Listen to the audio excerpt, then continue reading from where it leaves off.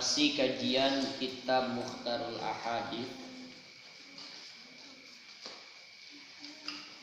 Dalam hadis ini dijelaskan oleh Nabi Muhammad SAW bahwa menurut beliau khairu ummati, sebaik-baik umatku, kata Nabi. Jadi dalam hadis ini Nabi akan menceritakan tentang tanda-tanda, ciri-ciri, karakteristik atau kriteria umat Nabi yang terbaik menurut Nabi Muhammad SAW.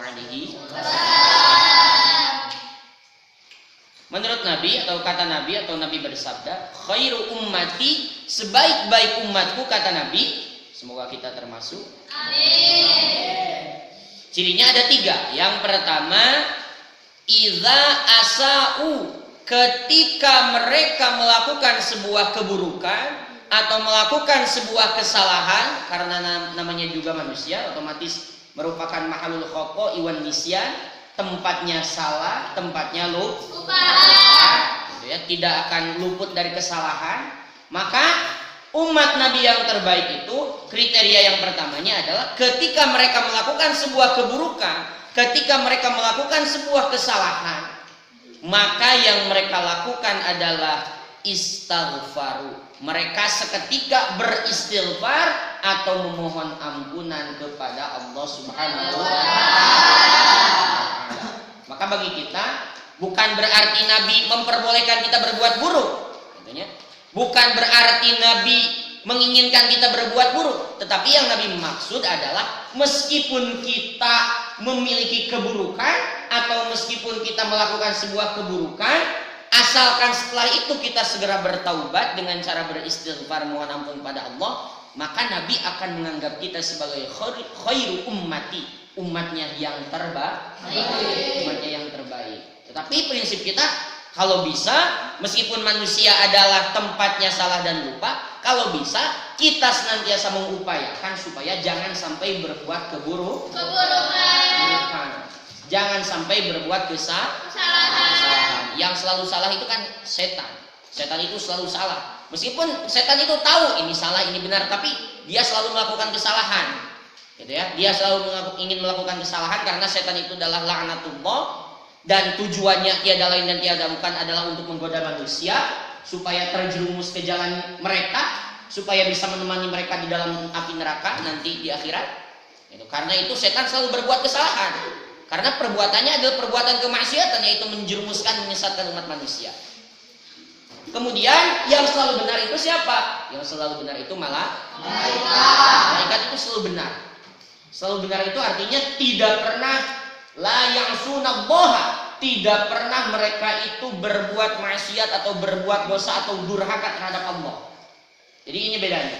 Kalau setan gitu, setan itu selalu berbuat kesalahan, selalu berbuat dosa, karena memang tidak ada tujuan lain dari setan kecuali ingin menjerumuskan umat manusia. Wala ughwiyannahum ajma'in, dan sungguh aku akan mencoba menggelincirkan umat manusia, kata setan. Gitu ya. Seluruhnya. Makanya perbuatan setan itu selalu salah. Tetapi ada juga yang selalu benar makhluk Allah, namanya malaikat itu selalu benar. La ya'sunallah, tidak pernah berbuat dosa, tidak pernah berbuat kesalahan. Karena selalu taat kepada siapa? Allah. Nah, kita sebagai manusia berada di antara keduanya. Kita kesalahan pernah kita lakukan, bahkan mungkin ada yang sering melakukan kesalahan atau keburukan. Kebaikan pun selalu kita usahakan supaya kita bisa melaksanakan kebaikan. Tetapi kita sebagai manusia harus senantiasa berusaha melakukan kebaikan-kebaikan, dan di satu sisi atau di sisi lain berusaha menjauhi keburukan-keburukan. Tetapi kata Nabi, akan menjadi umat kami yang terbaik, khairu ummati, dia adalah umat kami yang terbaik ketika apa? Idza asa'u, meskipun dia berbuat sebuah kesalahan, meskipun dia berbuat sebuah keburukan, yang ia lakukan adalah seketika beristighfar, memohon ampunan siapa? Ampunan Allah. Tapi bukan berarti kita harus berbuat buruk dulu. Jangan sampai ada pemikiran seperti ini. Oh berarti kalau mau menjadi umat Nabi yang terbaik, kita harus berbuat salah dulu. Setelah berbuat salah baru beristighfar. Bukan seperti itu. Tapi yang dimaksud oleh Nabi, sebaiknya, alangkah baiknya kalau umat Nabi itu selalu berbuat baik. Awas, harus dipahami. Alangkah baiknya kalau umat Nabi itu selalu berbuat baik, berusaha berbuat baik. Tetapi kalaupun melakukan sebuah keburukan, akan tetap jadi umat Nabi yang terbaik asalkan setelah melakukan keburukan itu, asalkan setelah melakukan sebuah kekhilafan itu segera beristighfar memohon ampun kepada Allah. Kepada Allah. Jadi urutannya seperti itu. Harusnya gitu ya. Harusnya idealnya umat Nabi terbaik itu selalu berusaha melakukan kebaikan, selalu berusaha melakukan kebaikan. Ini idealnya, sangat ideal. Tetapi kalaulah melakukan sebuah keburukan, itu namanya juga siapa? Manusia. Maka yang dilakukannya adalah istighfar, segera beristighfar memohon ampunan siapa? Allah. Maka ini adalah karakter atau ciri atau tanda yang pertama, khairu ummati, umat Nabi yang terbaik menurut Nabi atau kata Nabi Muhammad SAW. Jadi ini merupakan sebuah harapan bagi kita ketika kita merasa diri penuh dosa, merasa diri penuh kesalahan, merasa diri penuh kealfaan, penuh kekhilafan, maka jangan berkecil hati, jangan sampai patah semangat. Karena apa? Yang penting ketika selesai melakukan sebuah keburukan, ketika kita khilaf kemudian tersadar, maka segeralah beristighfar memohon ampunan siapa? Allah. Bisa dipahami? Insyaallah. Awas. Karena kenapa? Karena tidak jarang umat manusia itu ketika berbuat dosa atau kesalahan atau berbuat keburukan itu bukan malah beristighfar mohon ampun Allah, tetapi malah ada orang yang merasa bangga. Bahkan satu sama lain saling membanggakan kesalahan dan keburukannya. Ya. Satu sama lain saling membanggakan, saling membandingkan sehingga merasa paling unggul. Saya orang yang paling berdosa, saya orang yang paling jahat, saya orang yang paling buruk dibandingkan dengan orang yang lain. Kemarin saya mencuri motor, 1 dealer saya curi. Ya. Orang yang lain bilang, pencuri yang lain, kamu masih kecil, cuma 1 dealer. Saya mah semua dealer yang ada di Kabupaten A saya curi.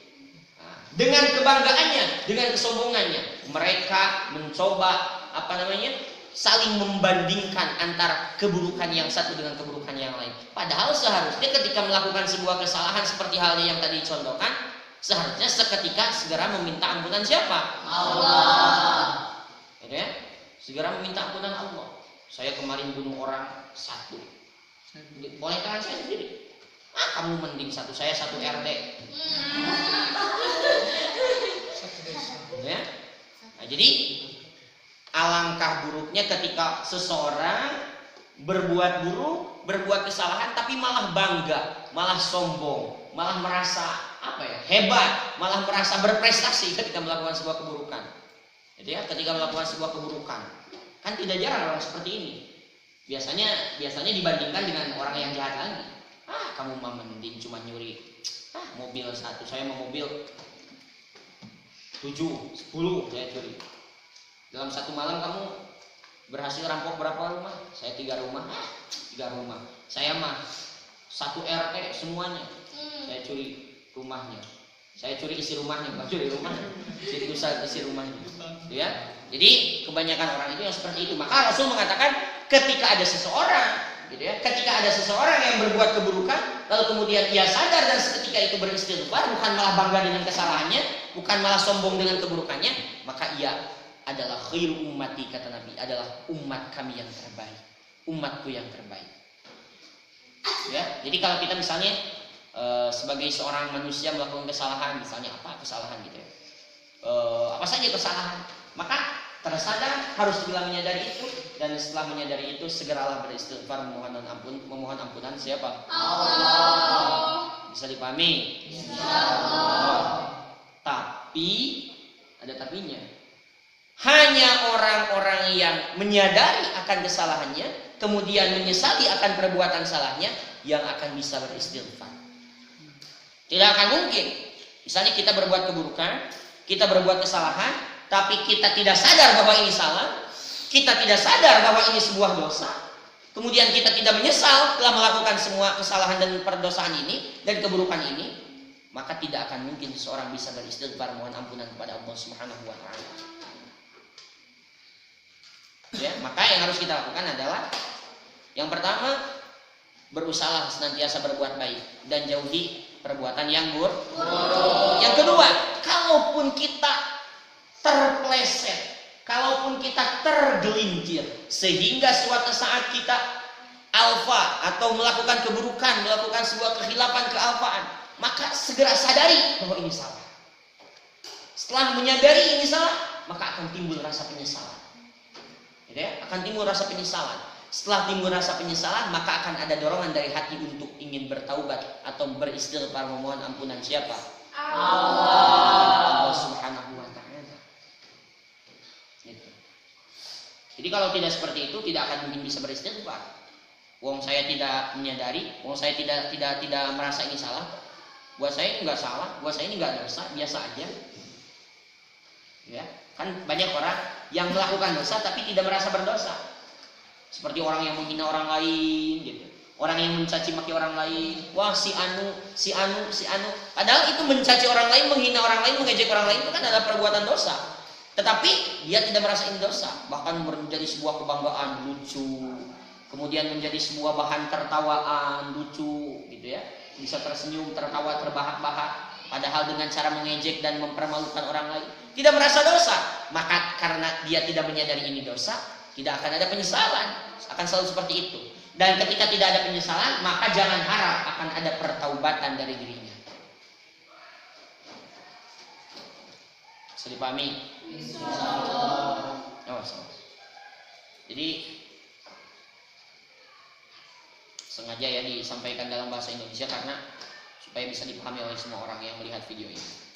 Jadi sekali lagi, kriteria umat Nabi yang terbaik menurut Nabi, khairu ummati, umat Nabi yang terbaik menurut Nabi atau berdasarkan pandangan Nabi adalah yang pertama, idza asau, ketika dia berbuat salah, berbuat dosa, berbuat sebuah keburukan, istighfar, segera beristighfar, memohon ampunan Allah Subhanahu wa taala. Allah Subhanahu wa taala. Maka yang harus kita lakukan adalah kita harus senantiasa berusaha berbuat baik dan meninggalkan keburukan. Kemudian kalaupun kita melakukan sebuah keburukan atau kesalahan, sadari itu salah, gitu ya.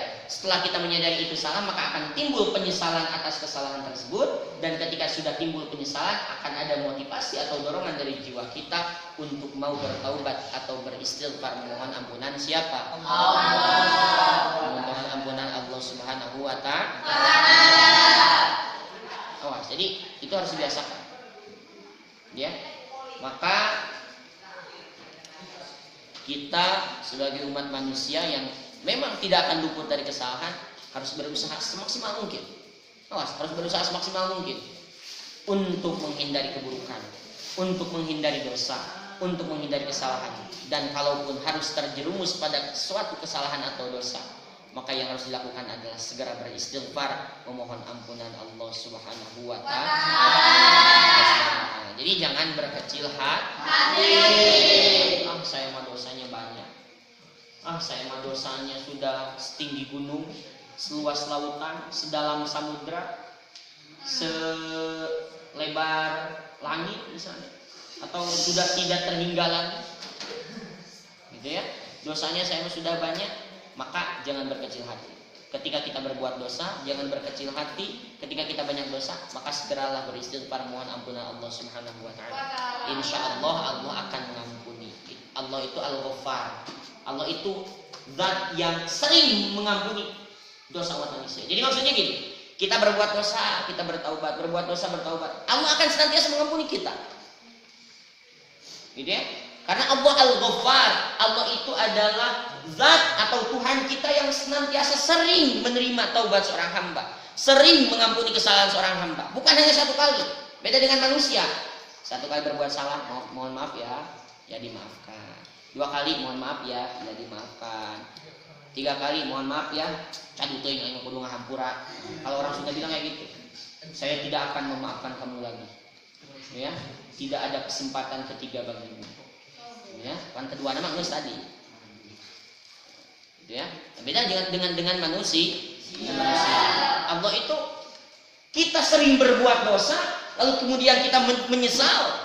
Setelah menyesal kita bertaubat, maka Allah ampuni. Terjerumus lagi kita dalam perbuatan dosa, kemudian kita menyesal lagi, bertaubat lagi, Allah ampuni lagi. Berulang kali seperti itu.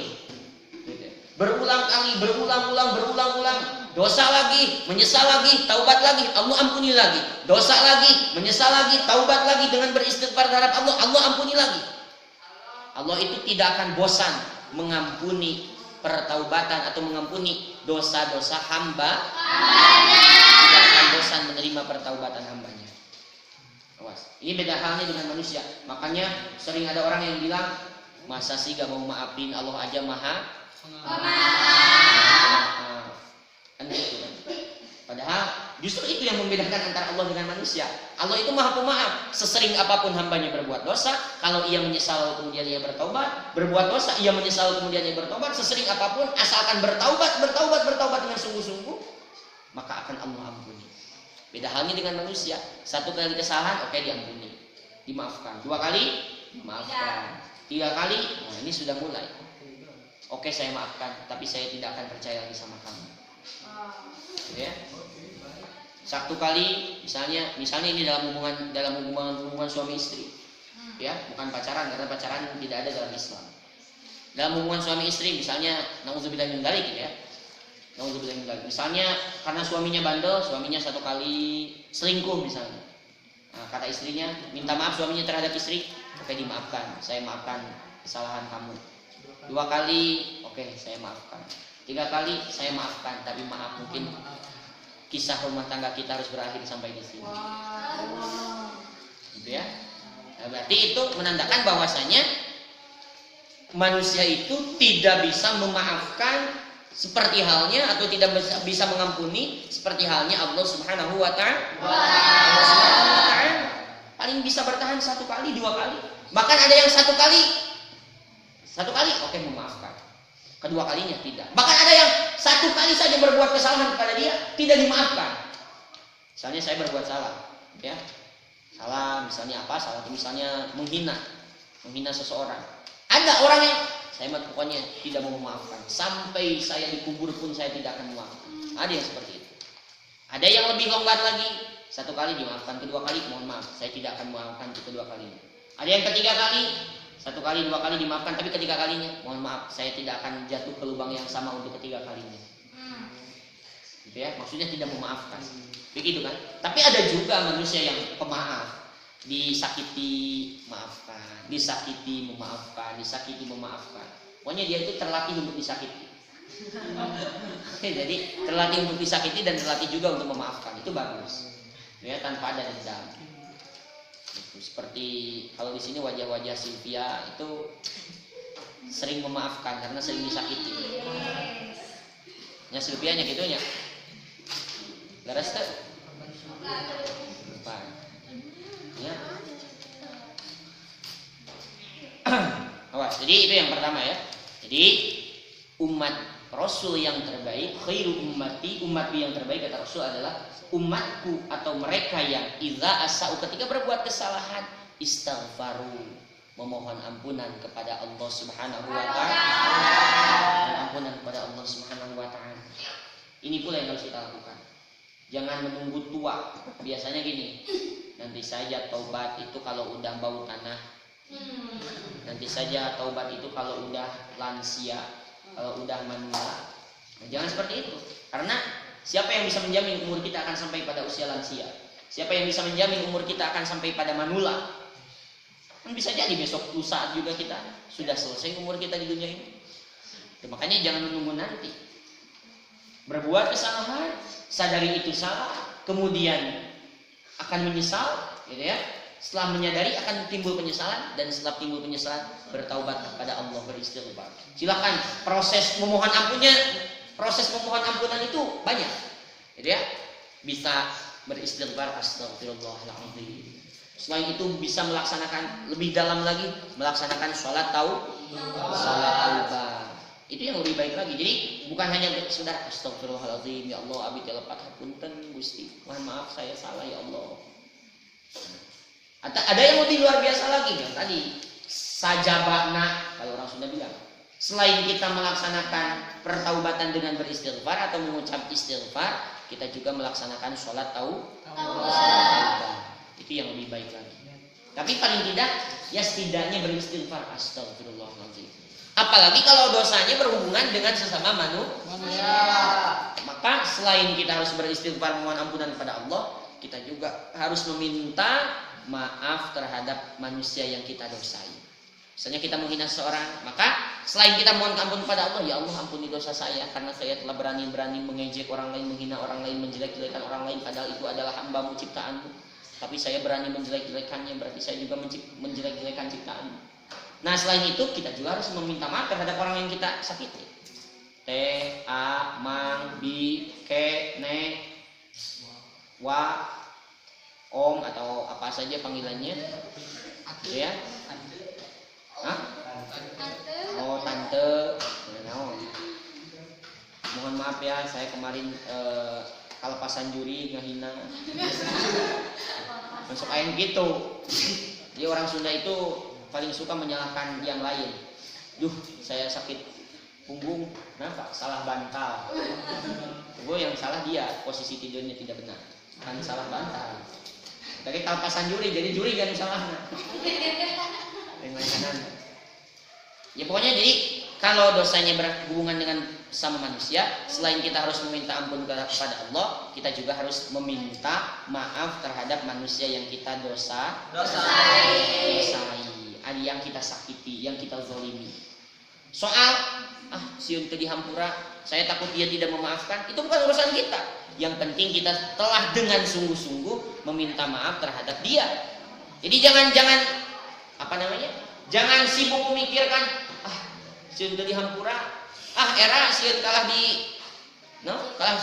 disarekan, sieun kalah teu dihampura. Nah, jangan sampai seperti itu. Jangan sibuk memikirkan itu. Tugas kita itu hanya meminta maaf dengan sungguh-sungguh kepada orang yang kita sakiti. Soal dia memaafkan atau tidak itu urusannya dengan Allah.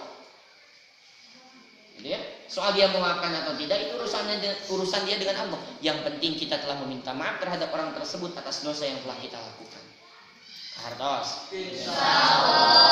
Jadi proses beristighfar atas kesalahan itu, kalau hubungan dosanya memang hanya dengan Allah, misalnya hubungannya itu tidak ada hubungan dengan manusia, tapi hubungannya dengan Allah langsung, seperti kita melalaikan sholat zuhur jam 2:30, sholat asar 5:30, sholat maghrib sudah mau waktu isya, sholat isya sudah mau waktu subuh, sholat subuh sudah mau waktu duha. Kan itu dosa kita langsung hubungan dengan siapa? Allah. Maka itu cara bertaubatnya cukup beristighfar mohon ampun pada Allah dengan sungguh-sungguh.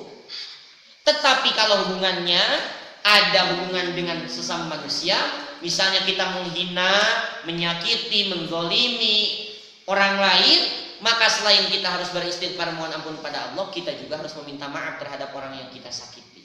Jadi lebih banyak lagi tahapannya kalau dosa yang terkait dengan manusia.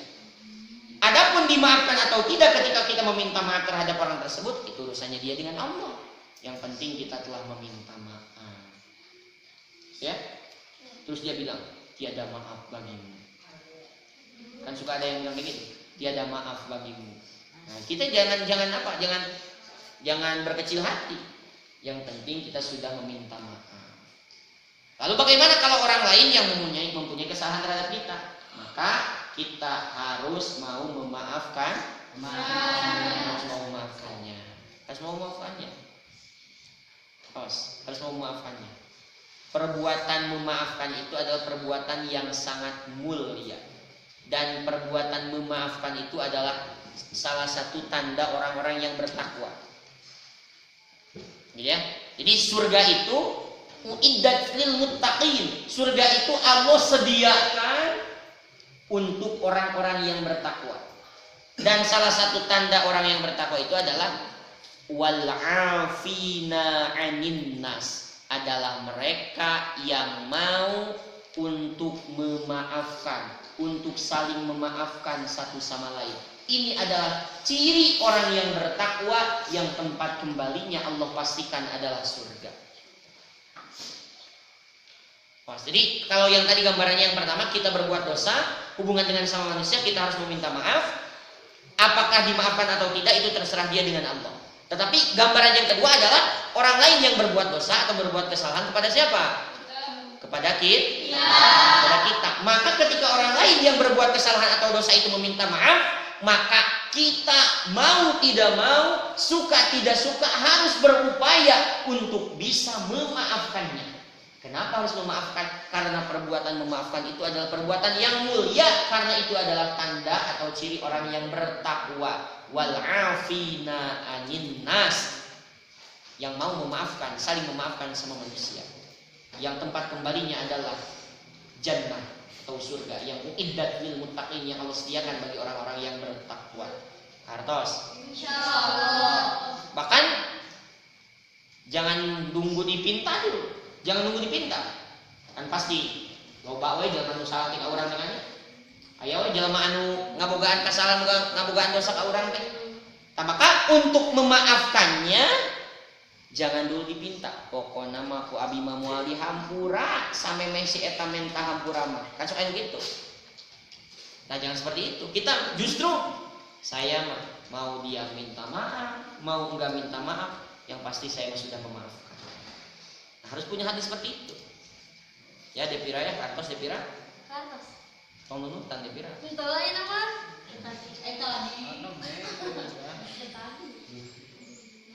Bahasa Indonesia nunutan teh naon?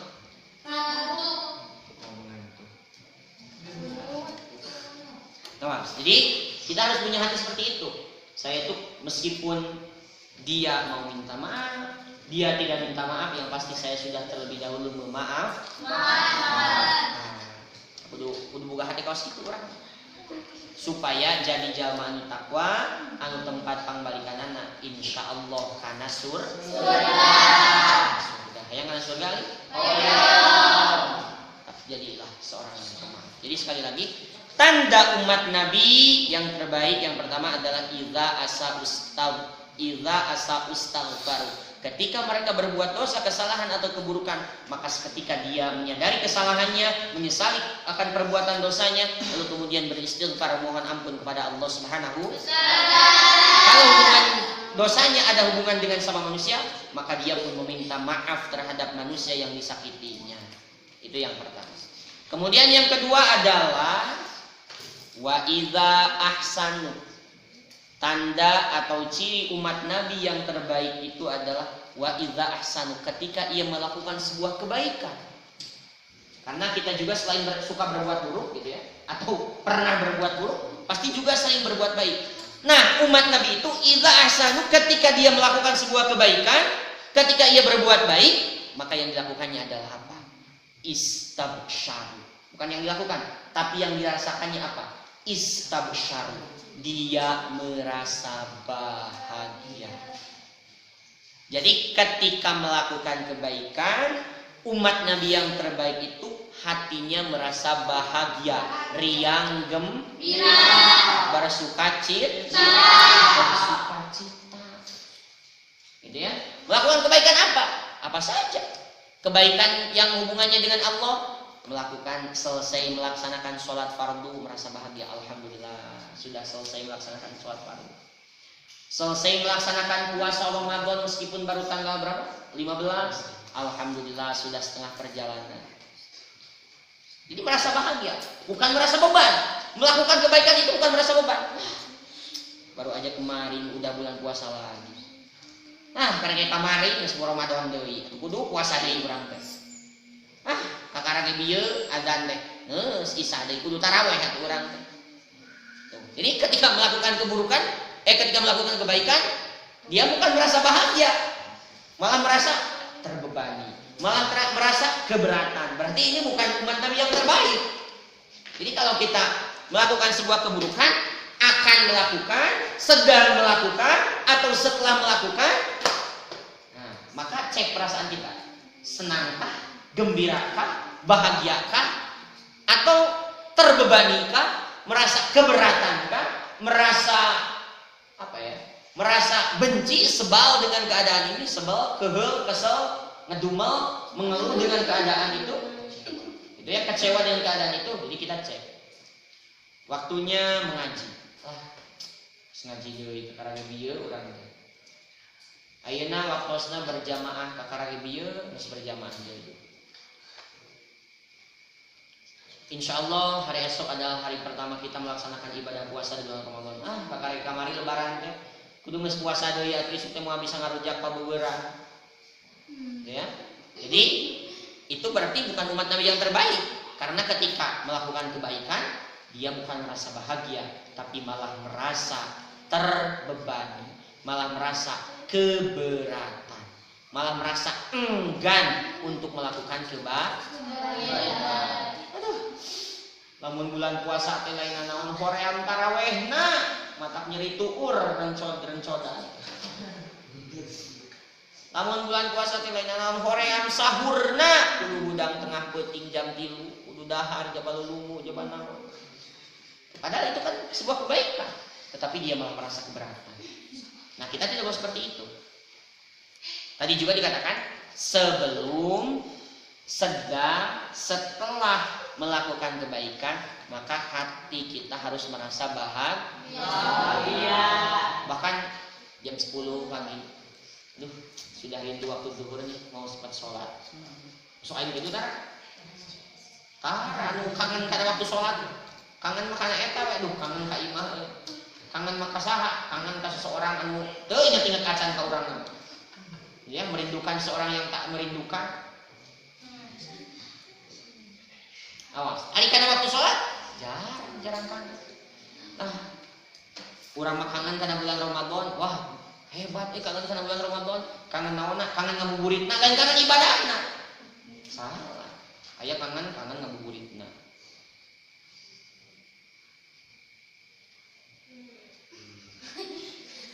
Naon? Oh, hebat bener. Sabar piresen deui. Hah?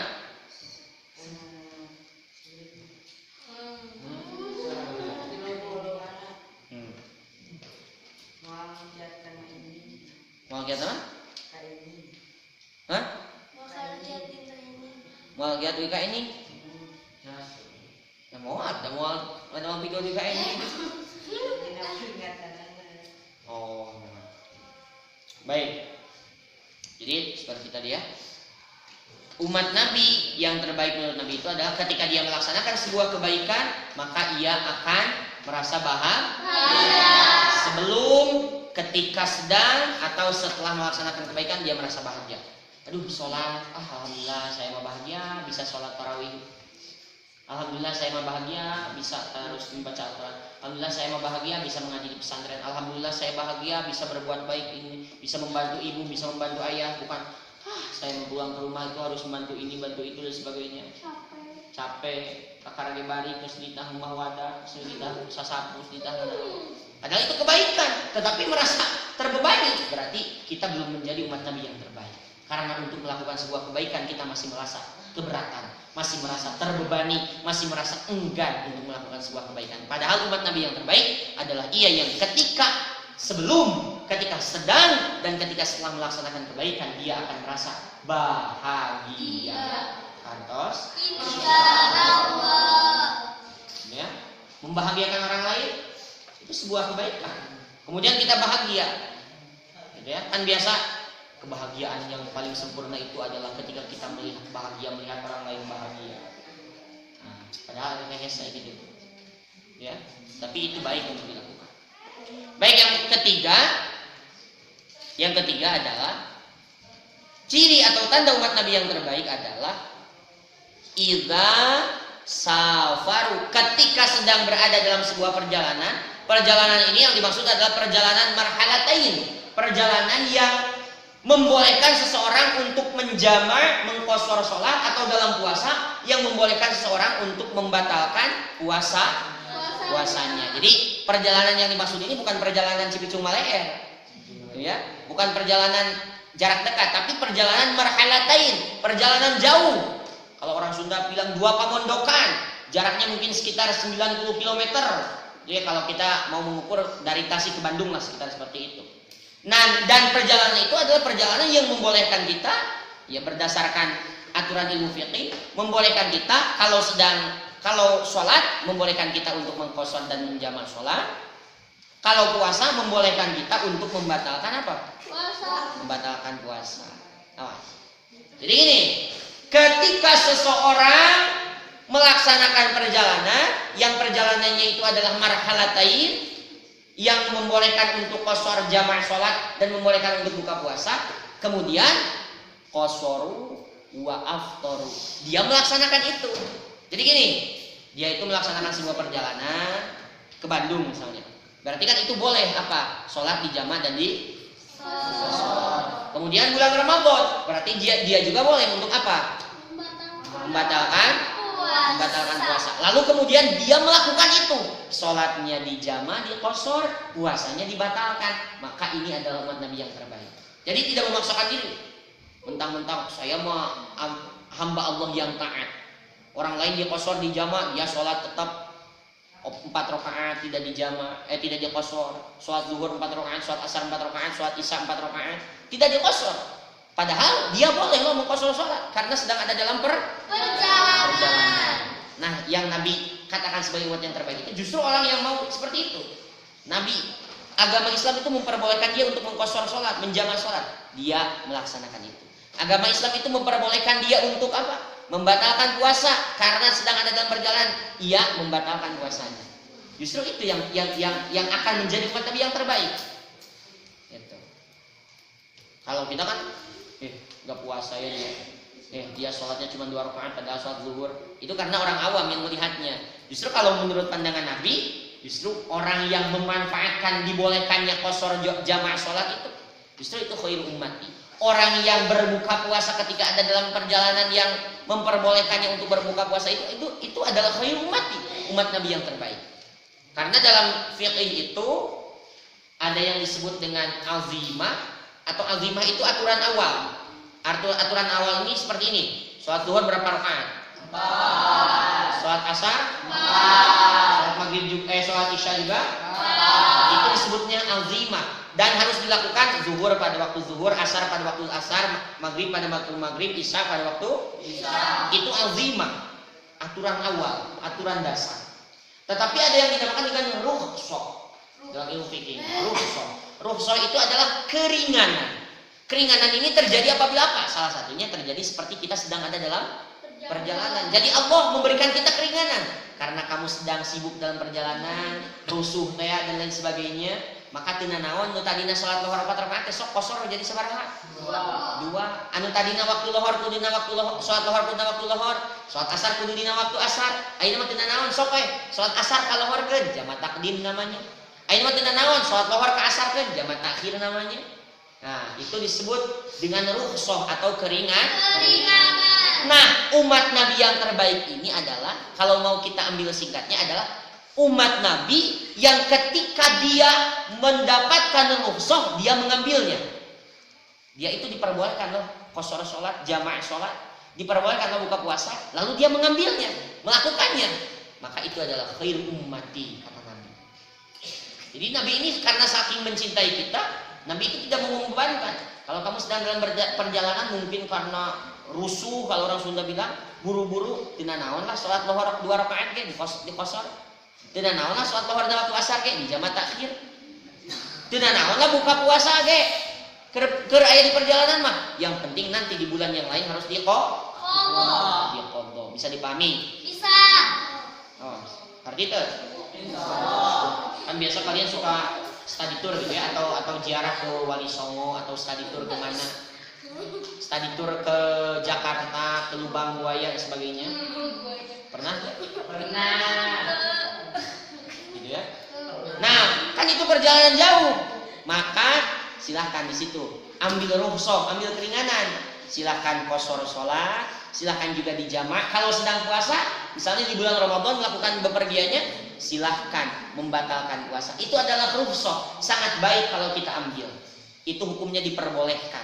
Bukan wajib di qashar, bukan wajib dijamak, bukan wajib buka, tapi ini boleh, mubah, kebolehan bagi kita. Tapi alangkah baiknya jika rukhsah ini kita ambil. Dan Nabi mengatakan, khair ummati idza safaru qasharu wa aftaru, berdasarkan hadis yang ini.